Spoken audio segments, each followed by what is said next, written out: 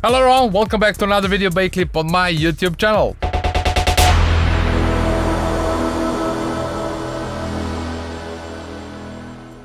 This will be the first video after a small break that I've made from YouTube videos, as I had the over-ocean flight last week to Brazil, as I had the opportunity to play, and I played at Apollo Party in Sao Paulo, which was really nice. Feeling that I finally have the opportunity again to do what I was fighting the most of my life for. So why did I mention this pause is that usually when I make a smaller pause, usually I think all the time about the videos, and I have some schedule in my mind about the videos and also interaction with you and the comments. So usually after those breaks, the schedule is not that clear anymore to me and I start forgetting what I wanted to say. And in this moment, the best solution for me is that I go through the comments and try to find some interesting topic or some interesting question that I will be using for topic for the video, which is the case now, as some of you, actually somebody addressed me about the time stretching, that he found two different informations in my video. In one of the videos I said that I love using time stretching, and in some videos, actually in the video when I was talking about the envelopes for a better mix, that the time stretching is not a good thing. So let me make this clear in this video now. So first of all, I would like to say that making a Psytrance music is a complicated thing. It is a lot of engineering altogether with this artistic and designing, so the creativity versus some engineering or technical part of a track. And this is the best way that I found out to address this problem, as this is the fourth take of this video and I understood that every time I recorded that I forgot something to mention, so I found the best possible way to address this problem. Now before I continue, I want to make this clear once again. I've been seeing some of the YouTube videos as well, and I found a lot of information that won't be matching with my view on it. So my advice is that you do not take anyone's information for granted, as this will be the only way that you find the right information, is if you judge everything or if you question all the information that are out there. The best practice for this is that if you find it interesting, or if you don't find it interesting, test it, just see how it will suit you. Maybe suit you really good, maybe you're gonna get some really interesting results, and then you can memorize that as a technique to get certain results. All the informations in my videos are not necessarily things that need to be done exactly as I said. My experience of how did I got the results that I have in my music, as everything about music production is really complicated. So this surgical procedures, or the technical part or engineering part versus the creative one, I usually say that drums are more technical, more surgical, and I will explain why a little bit later, while the single shot sounds is where I have a freedom of being artist, where I will apply and where I will break the rules, and that I won't care that much all the way until I'm getting good sounding results. While making the rhythmical section, or the kick and the bass and the rest of the drums like hi-hats, snares, this is, in my opinion, really technical part. This is usually when I don't have, as I already said in several videos, when I don't have much to say, when I don't feel creative, this is when I'm gonna sit and I'm gonna make the kicks, the basses, the hi-hats, the drums, etc, as this is more about measuring, doing the things correctly, and this process is a little bit longer. So when I cannot create, I'm gonna do this part, as I already said, making the drum samples. Why did I divide those two parts is because we'll take the kick as an example.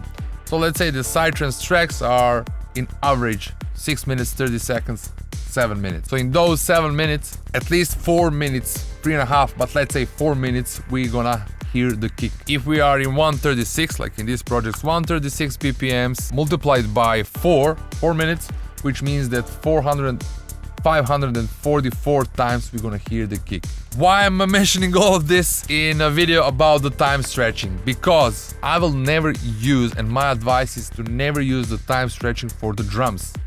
As by stretching the drums, we gonna always destroy, and actually not destroy, but we gonna lose the quality of that sample. It might happen that with the correct algorithms, with if you're gonna be more careful, that you're not gonna destroy that much. But even if it's a 2%, to me in a drum section, it is too much. Let's say if you stretch the kick, you're gonna destroy the transient. Let's say it's gonna decrease the quality of the kick for 5%, but the kick is gonna be heard at least 544 times in a 136 BPMs per minute track.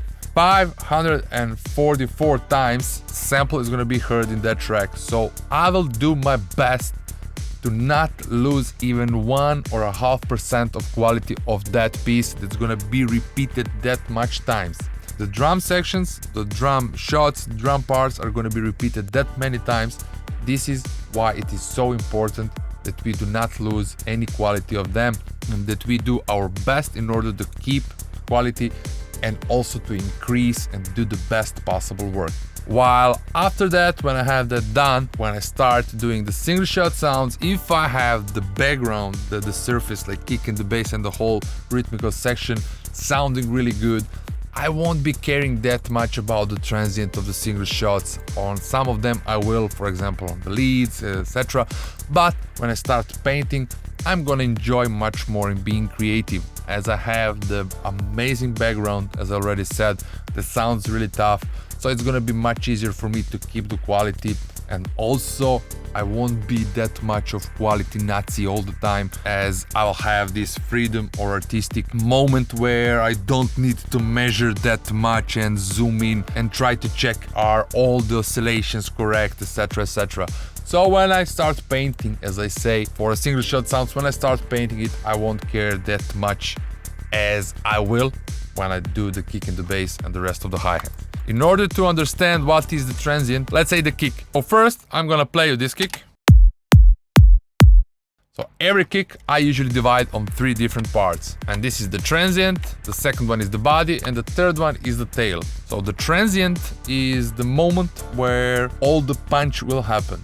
This is when I'm gonna put the hi-hat on, this is where it's gonna do the from 20k till almost 500 in this amount of time over here. This is 1/16, and this is how much time it will need to go from 20k to around 500.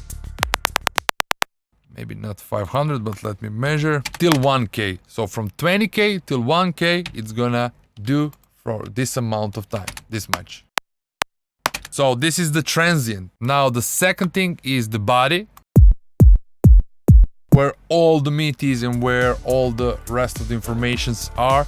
And the third one is the tail, so it is pretty important of how this sample will gonna end up. So how good the transient is actually will dictate how good the punch of that kick, which is really important part. So by stretching the kick, for example, this transient is gonna be softened up a little bit. It won't be heard that much because of the algorithm is gonna try to keep it or in the same key, or if you stretch it and then it have another pitch, then you have another problem, etc, etc. So in order to keep the best possible quality of the drum shots, I do not want to apply any time stretching. And this is why the confusion was there, because I wasn't that clear and I didn't give enough of the information. Everything I say in my videos is only from my experience and doesn't need to mean that it will suit you and that you will agree with it. But take this information, maybe you can try it, test it and see, maybe you're gonna get the results you wanted. So this video, final advice is that you don't time stretch any drum shots in your tracks, while everything else you can apply a lot of stretching and you can enjoy of modifying or making some really nice effects by stretching your files. Sometimes I will use like super long time stretches, something like this over here, just to get this metallic feeling, and I will apply a different algorithms just to get a different results. Because in this moment when I'm making these single shots, atmospheres. I'm gonna do everything just to get interesting results. While when I'm designing the drum shots, I'm gonna do everything to keep the quality of them.